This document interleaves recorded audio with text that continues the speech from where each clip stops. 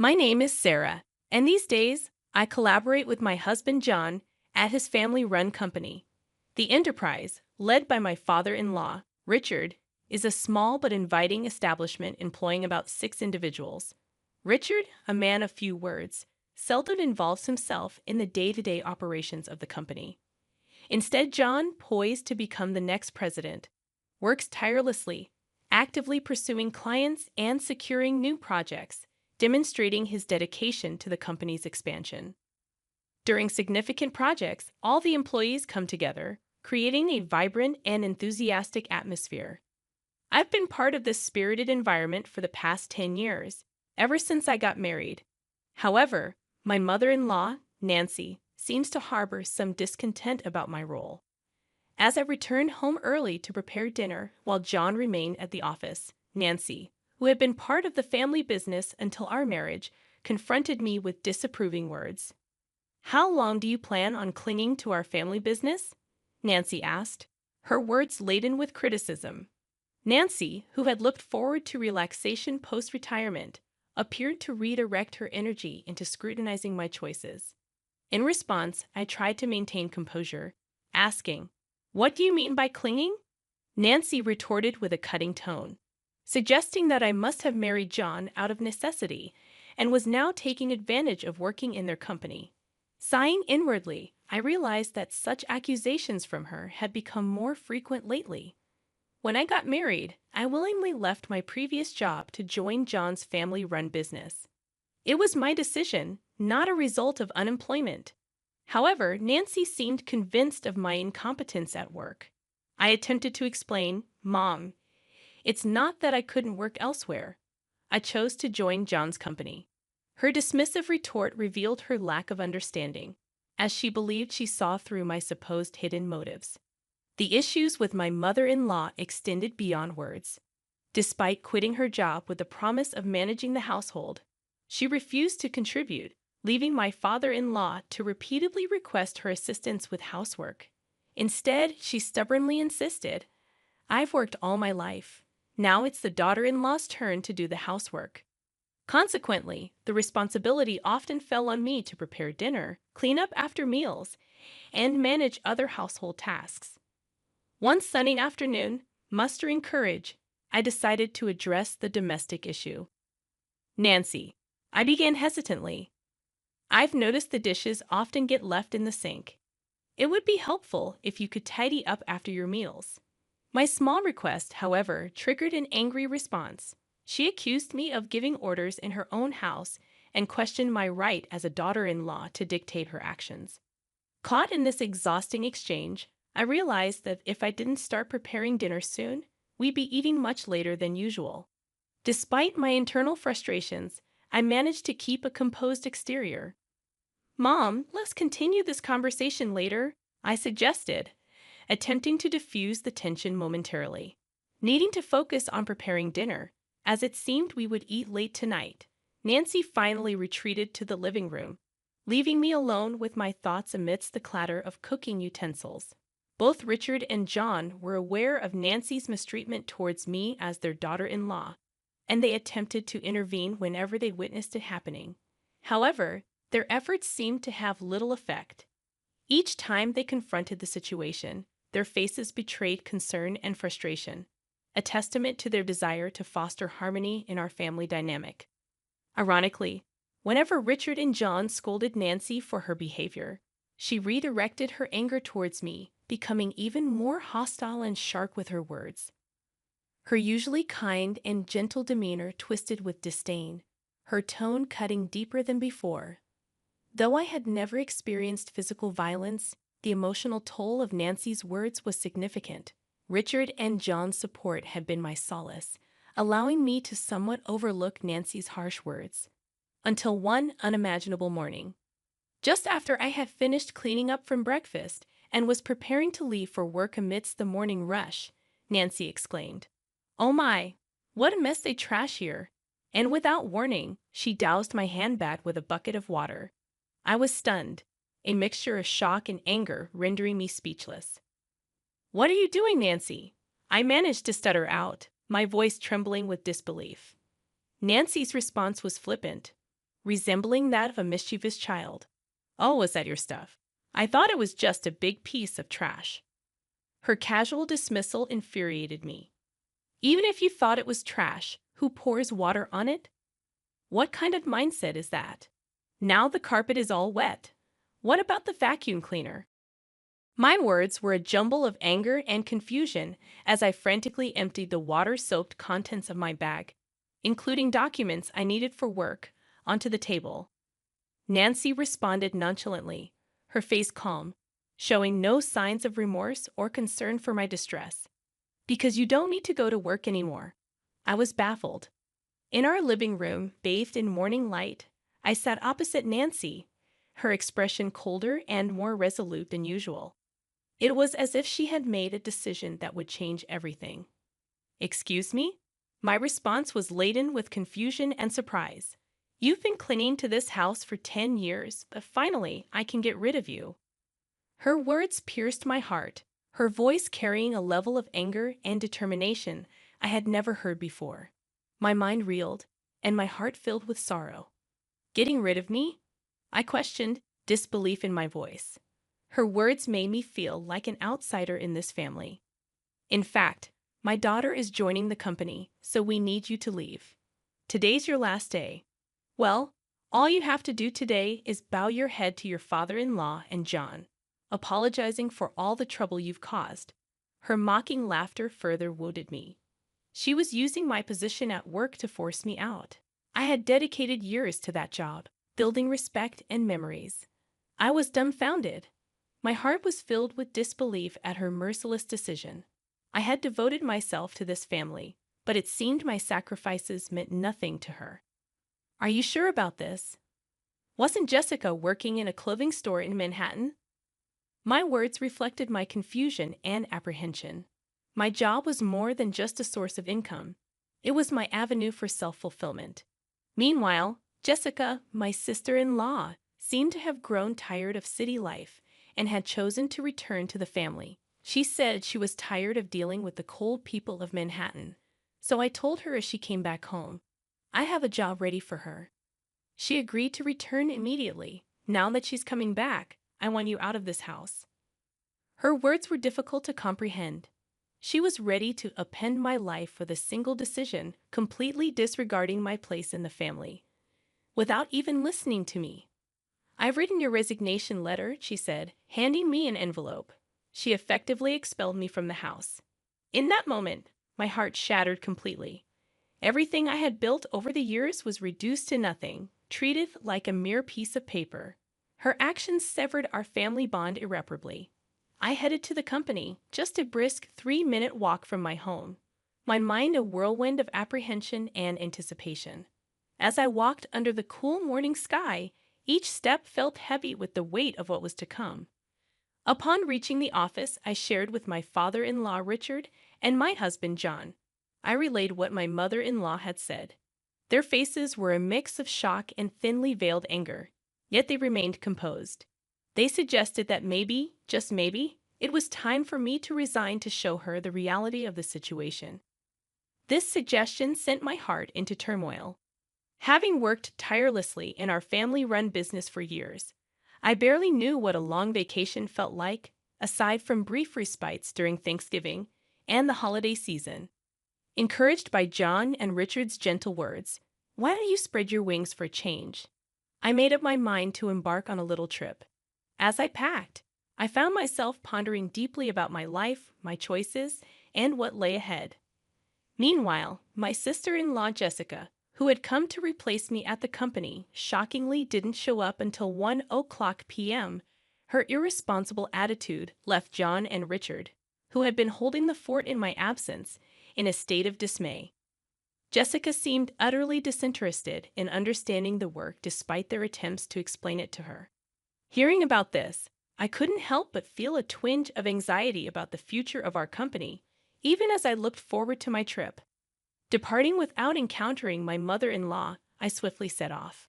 During the trip, as I enjoyed the view outside the train, I reflected on my life, the past, the present, and what was yet to come. Relishing the local seafood delicacies, I contemplated deeply about myself, my family, and our business. However, the tranquility of my fourth day was shattered when Jessica called me in tears. "What's going on?" Mom said it was an easy job, just sitting in a chair. But John and Dad are acting like I can't do anything right. Her words, most likely given to her by my mother-in-law, took me by surprise. Even as I enjoyed my leisure, I realized it was time to address the situation. "So, Jessica, how proficient are you with computers?" Hesitantly, she replied, "Well, I usually watch videos online and play games too." Her answer indicated her limited experience with technical aspects. Delving deeper, I asked about her familiarity with software tools such as Word or Excel, and her response was puzzled. Considering her background in the Manhattan apparel industry, it was unlikely that she never used a computer. Tasks such as tracking sales and managing inventory would have required her to use Excel. When asked if she could handle calculations for sales or fill in documents, she confidently answered, "I could handle that task." However, when probed further with, "Can you calculate tax too, right?" her confidence waned, and she responded uncertainly. This question was a test of her mathematical skills and her ability to apply them in a business context. While Jessica might possess other skills, it was apparent she felt insecure about the required skill set for the job. Her discomfort seemed particularly rooted in her struggle with calculations, which could be why she faced criticism from Richard and John. First and foremost, it was necessary to give my mother-in-law and her cohort, who tried to oust me, a taste of their own medicine. To begin with, since you're taking over my job, I expect you to handle the accounting tasks efficiently. Be mindful of email etiquette. A casual tone suitable for friends is utterly inappropriate for business communication. Also, you'll be responsible for scheduling the staff shifts. Though our team is small, everyone's requests for time off are carefully considered, so make sure not to prioritize your own convenience over theirs. As I continued to list down my demands, I could hear her sobbing on the other end of the line. But I was told I wouldn't have to do anything. Why are there so many tasks? I didn't come back home for this. She abruptly ended the call. In the following 3 days, I decided to enjoy sightseeing in Manhattan, where Jessica had fled. From my experience, I learned that not everyone in Manhattan is cold-hearted.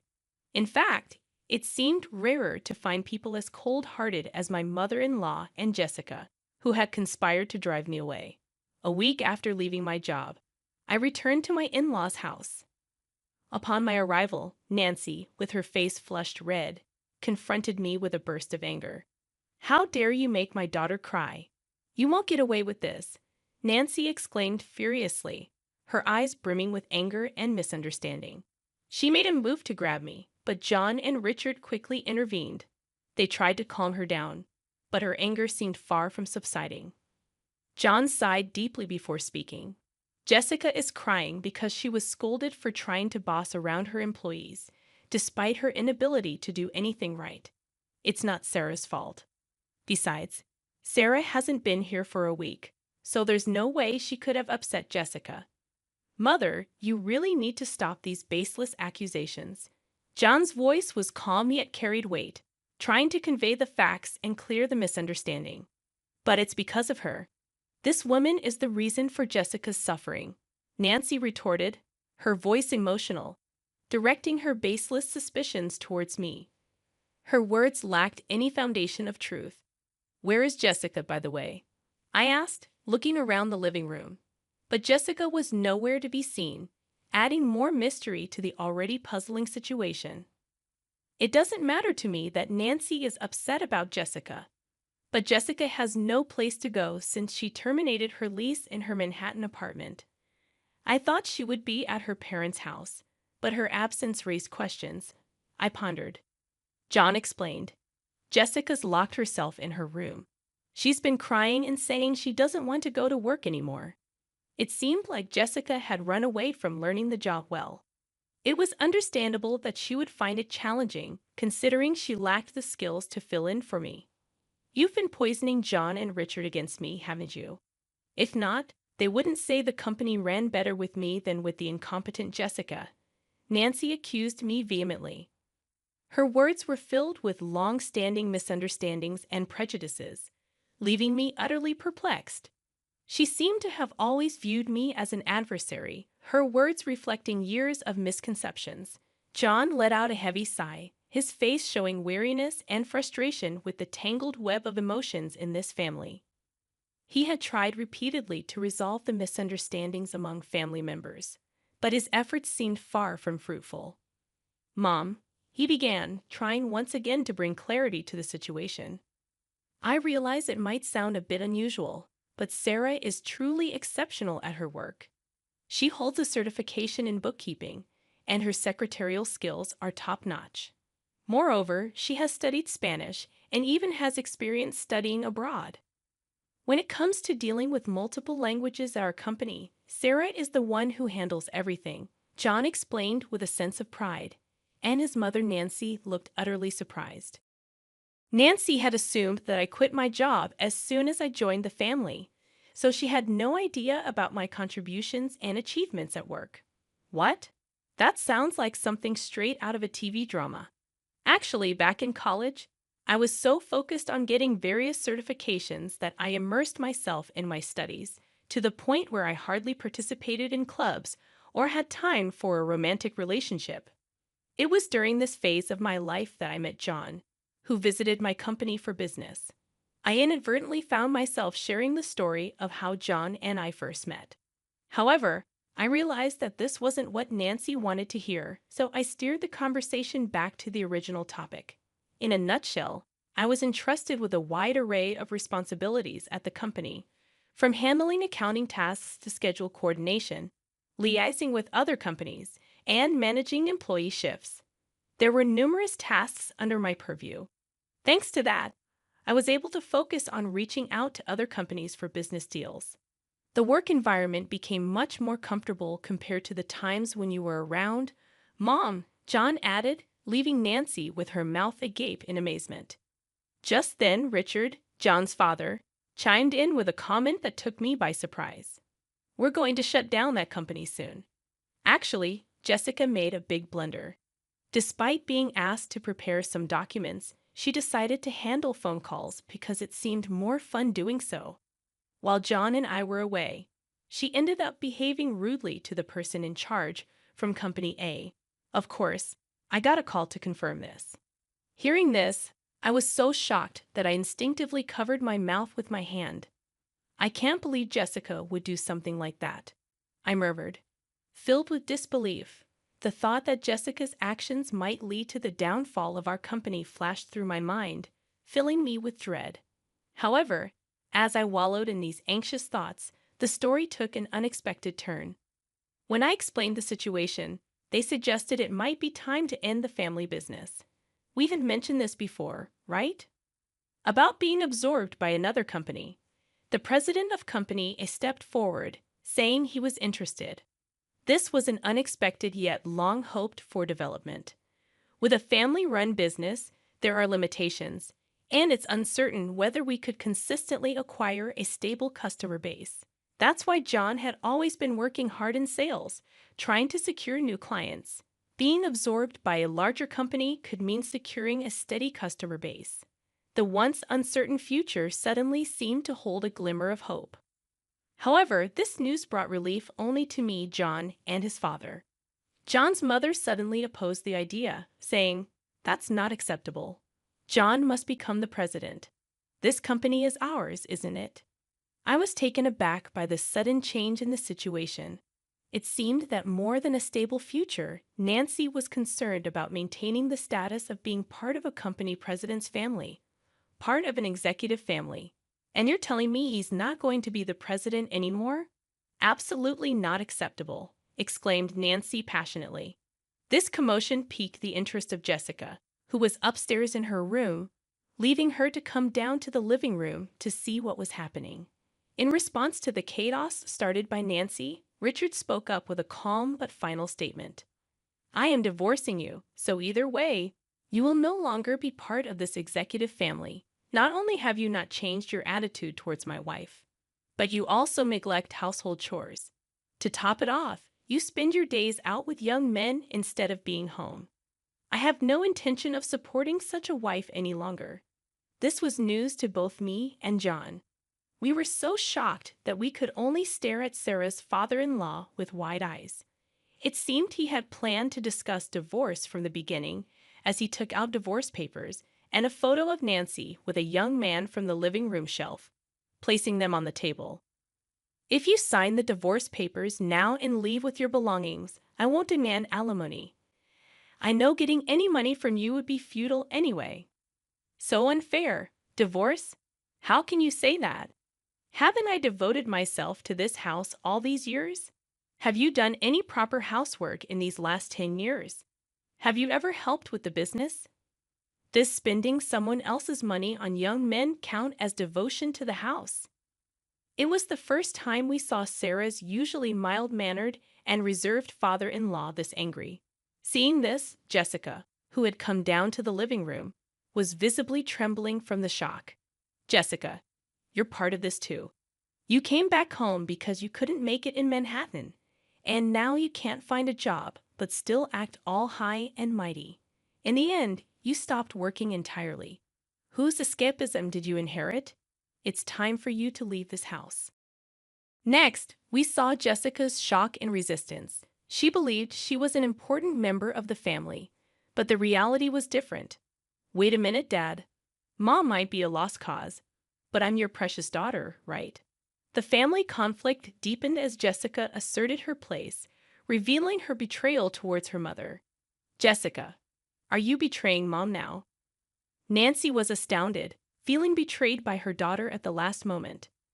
However, as the two started to create a commotion, he sternly silenced them with a shout. If I just kick you out, it'll cause trouble for everyone, so I've asked an acquaintance to take you in. They'll be here soon to pick you up. Get your minimum belongings ready. Left with no choice but to obey, Nancy began packing her belongings with Jessica. After writing the divorce notice, then an acquaintance of the stepfather arrived to take Nancy and Jessica away. The person who came to pick them up was running a factory with dormitories, and it seemed they would be working there. John, Richard, and I talked to the employees about the company being absorbed and prepared for the busy days ahead for our future. Finally, I found out I was pregnant at that time. When I told the president of Company A, he was delighted and promised to send someone to replace me, which was a huge relief. Currently, John and Richard are working even harder for the sake of our upcoming child.